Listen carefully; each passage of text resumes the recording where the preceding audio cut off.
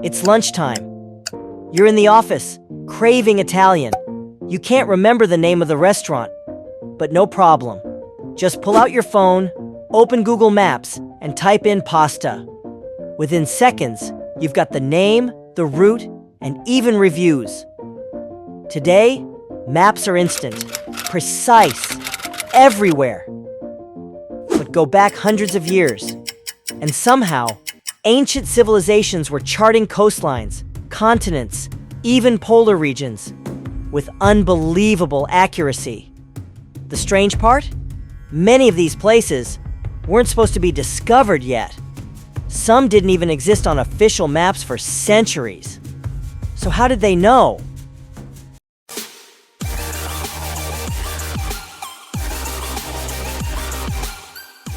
In 1929, a group of historians uncovered a map tucked away in the archives of Istanbul's Topkapi Palace. What they found would go on to shake the world of cartography. It was drawn in 1513 by an Ottoman admiral named Piri Reis. But the real shock was what it showed. The map accurately outlines the western coast of Africa, the eastern coast of South America, and something even stranger, a remarkably detailed depiction of Antarctica's coastline without ice. That's a problem because Antarctica wasn't officially discovered until 1820, over 300 years later, and its ice-covered coastline hasn't been visible for thousands of years, not since before the last ice age. So how could Piri Reis have mapped it so precisely? According to his own notes on the map, Reis didn't create it from scratch. He compiled it using even older source maps, some possibly from ancient civilizations now lost to history. Modern scholars have debated its accuracy for decades, and while some dismiss the Antarctica theory, others insist the resemblance is too precise to ignore. Was this a relic of forgotten ancient knowledge? Or just a very lucky guess? And just when you think that's wild enough, wait until you see a map that may have shown the entire globe in the 1400s.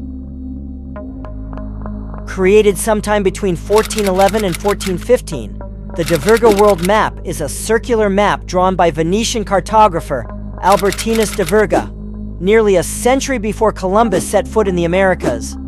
At first glance, it looks like a blend of medieval imagination and early geography. But look closer, and things get strange. South Asia and Africa are oddly well-proportioned. Even more bizarre?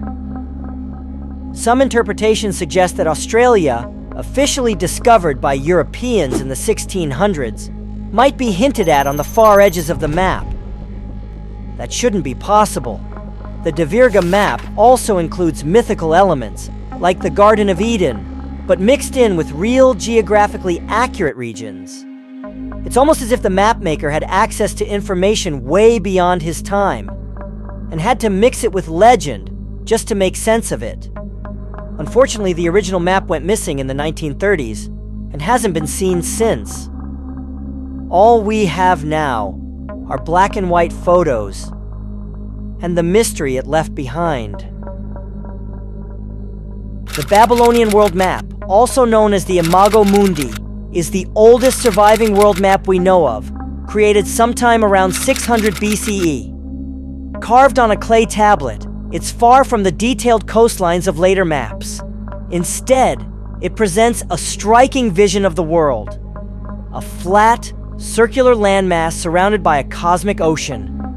At its center lies Babylon, the heart of the known world. Radiating outward are other familiar regions, along with 7 outer islands, mysterious places believed to lie beyond the great ocean. The strange part? Some of these islands are described in almost mythical terms, lands where the sun never shines, or where monstrous creatures dwell. This was more than a geographical tool. It was a map of cosmology, culture, and belief, blending fact, myth, and the limits of ancient imagination. Yet even this simple tablet shows something remarkable. Over 2,600 years ago, humans were already trying to map the edges of their world, and beyond. Imagine if the story of who discovered America had to be rewritten. That's exactly what happened in 1965, when Yale University unveiled the Vinland Map, a small medieval world map that appears to show part of North America, labeled Vinland. According to Norse sagas, Viking explorer Leif Erikson reached the shores of North America around the year 1000, nearly 500 years before Columbus. But until this map surfaced, there was little hard evidence to back that claim. The map itself is believed to date to around the 15th century, possibly before Columbus's first voyage. It shows Europe, Africa, and Asia. But in the far west, an island-shaped landmass labeled Vinland appears, suggesting that knowledge of the Americas existed in Europe before 1492. The controversy. Some experts have argued that the map is a modern forgery. Others defend its authenticity. To this day, no consensus exists.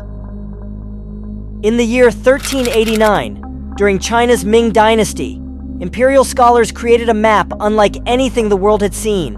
It was called the Ming Hun Yi Tu, translated as Comprehensive Map of the Great Ming Empire. But this wasn't just a map of China. It was a map of the entire known world. What makes it so astonishing is its scope.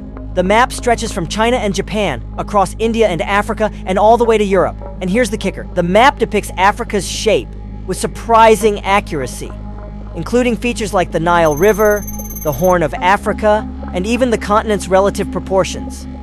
Keep in mind, this was the late 14th century. European explorers had barely begun mapping sub-Saharan Africa. Yet here was a Chinese map showing it in detail, centuries before Western maps caught up. How did they know? Some believe it was thanks to ancient trade networks and Muslim and Persian cartographers whose knowledge made its way to China. Others wonder if Chinese explorers themselves had traveled far beyond what history records. Either way, the Ming Hun Yi Tu challenges the idea that Europe was the sole center of global exploration. Just 5 years after the Ming Hun Yi Tu, another extraordinary map was created, this time in Korea. It's called the Kangnido Map, drawn in 1402, and it's one of the most detailed representations of the world to survive from the medieval era. Like its Chinese counterpart, the Kangnido Map shows China, Korea, and Japan in great detail. But what really stands out is how far it reaches. It includes the Middle East, India, Africa, and parts of Europe. Once again, Africa is surprisingly accurate, especially the eastern coastline and the Nile River. And Europe, though less precise, is clearly recognizable. How could Korean scholars know so much about distant continents? The answer may lie in the vast exchange of knowledge across the Silk Road and through Muslim scholars, whose maps and texts likely reached East Asia. But there's another mystery. Some researchers argue that the Kangnido Map may also hint at lands east of Japan, possibly early knowledge of Pacific Islands or even the edge of the Americas. In the year 1502, an extraordinary map was smuggled out of Portugal and sold to an Italian duke. It would become known as the Cantino Planisphere, and it captured the world in a way that was centuries ahead of its time. Why was it so valuable? At the dawn of the Age of Discovery, Portugal was secretly mapping its findings and keeping those maps under strict control. But someone managed to copy one of them and leak it to the world. The Cantino Planisphere is the earliest surviving nautical chart to show parts of the New World, including the coast of Brazil, mapped just 2 years after its discovery. But that's not all. The map also shows Africa, Europe, India, and even parts of Asia, all rendered with a new style of projection that feels remarkably modern.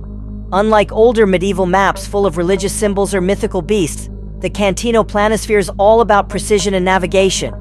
It even includes the Portuguese discoveries along the African coast, mapping them with extraordinary accuracy. Yet it also raises a curious question. How did Portuguese explorers manage to chart so much of the world so quickly? and so well? Were they drawing only on their own voyages, or using older sources that remain lost to us?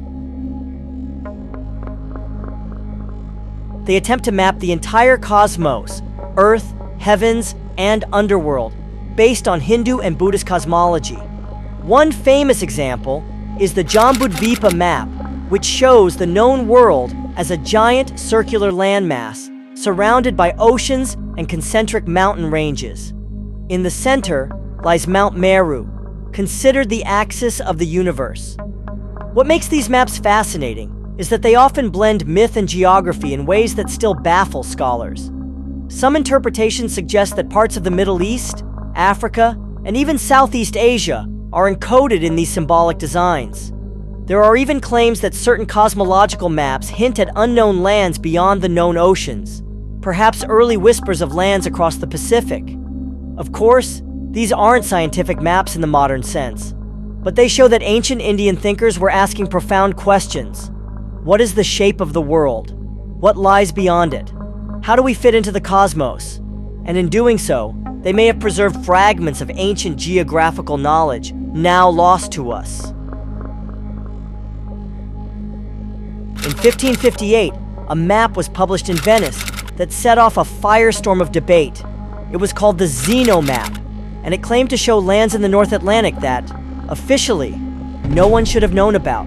The map was based on the alleged voyages of two Venetian brothers, Niccolo and Antonio Zeno, who supposedly sailed to the North Atlantic in the late 14th century. And here's the strange part. The Zeno map includes Iceland, Greenland, and several mysterious islands, including one labeled Friesland. Friesland appears on many early maps, but doesn't exist on modern charts. Some scholars believe it was a cartographic error. Others think it could have been a real landmass now lost beneath the sea. Even more intriguing is how accurately Greenland is depicted, centuries before Europeans officially explored and mapped its coastline. Critics argue that the entire Zeno story was a 16th century hoax. Supporters point to curious consistencies between the Zeno map and modern geographical knowledge. In 1531, a French mathematician and cartographer named Orontius Finaeus created a map that still baffles researchers today. The Orontius Finaeus map appears to show something that shouldn't have been known at the time, a remarkably detailed depiction of Antarctica without ice. That's a huge problem, because Antarctica wasn't officially discovered until the early 19th century, and its ice-covered coastline hasn't been ice-free for at least thousands of years. On Finaeus's map, Antarctica is shown as a large landmass with rivers, mountains, and detailed coastlines that suggest open terrain, not the massive ice sheets we know today. How could this be? One theory is that Finaeus, like Piri Reis, drew on older source maps that preserved ancient knowledge of the continent. Some even speculate that these source maps date back to a time when Antarctica's coast was indeed ice-free, perhaps during the last interglacial period, over 10,000 years ago. Mainstream scholars remain skeptical, suggesting the resemblance could be coincidental or based on misinterpreted reports. But to many alternative historians, the Orontius Finaeus map is evidence that someone long ago mapped Antarctica with remarkable accuracy. Long before the age of exploration, Greek scholars were already trying to map the known world, or what they called the Ecumene, the inhabited Earth. One of the most famous examples comes from Claudius Ptolemy, a Greek-Egyptian scholar working in Alexandria around 150 CE. Ptolemy's map of the Ecumene isn't a single surviving map, but a set of instructions in his work Geographia, a kind of how-to manual for drawing the world. Using Ptolemy's coordinates, later scholars were able to reconstruct his vision, a world stretching from the British Isles to China, from the Arctic to deep Africa. What's remarkable is Ptolemy's use of latitude and longitude a concept that would disappear in Europe for over 1,000 years, only to be rediscovered during the Renaissance. Even more curious, his maps include parts of Southeast Asia and a massive landmass to the south, an early version of the mythical Terra Australis, or Southern Land, which explorers would later link to Antarctica. How did Ptolemy get such detailed knowledge of regions so far beyond the Roman Empire? It suggests that ancient trade routes and traveler reports carried far more geographical information than we often assume. In 1737, French geographer Philippe Buache presented a map that would become one of the strangest artifacts in cartographic history. Known as the Buache Map, it appears to show something that shouldn't have been known at the time: the subglacial topography of Antarctica. That is, Antarctica's land without ice. The map depicts two large landmasses separated by a strait, which closely matches what modern scientists discovered in the 20th century, using seismic and radar surveys beneath the Antarctic ice. But how could a map from the 1700s show a feature hidden under kilometers of ice? Buache himself claimed he based the map on ancient sources, possibly dating back thousands of years. Some researchers believe these sources may have originated from pre-Ice Age civilizations, whose knowledge was somehow preserved. The Buache Map remains a tantalizing clue. Could there have been advanced seafarers, long before recorded history, who mapped the world with astonishing accuracy? In 1154, at the court of the Norman king Roger II of Sicily, an extraordinary scholar named Al-Idrisi created one of the most remarkable maps of the medieval world, known as the Tabula Rogeriana, or simply Al-Idrisi's map. It was the product of years of compiling travelers' reports, older maps, and first-hand observations. The result? A world map that was more accurate than anything Europe had produced for centuries. Al-Idrisi's map covers Europe, North Africa, the Middle East, Asia, and parts of sub-Saharan Africa, all depicted with impressive precision for the time. One of the map's unique features is its orientation. It is drawn with south at the top, a common practice in Islamic cartography of the era. What's truly remarkable is how practical this map was. It wasn't a mystical or religious depiction. It was a navigational tool based on real-world knowledge, and it influenced both Islamic and European cartographers for generations.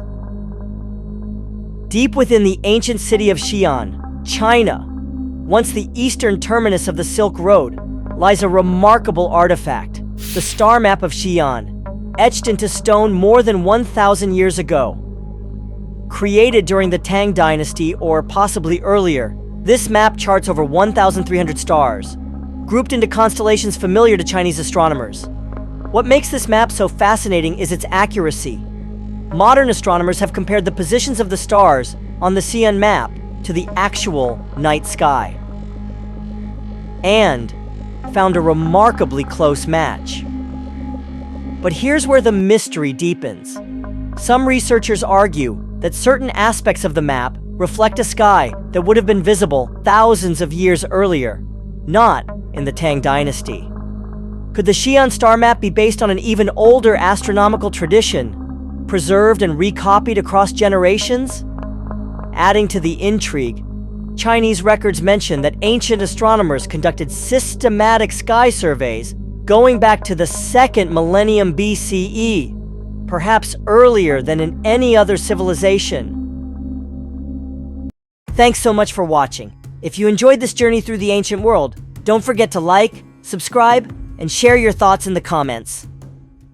I'll see you in the next video.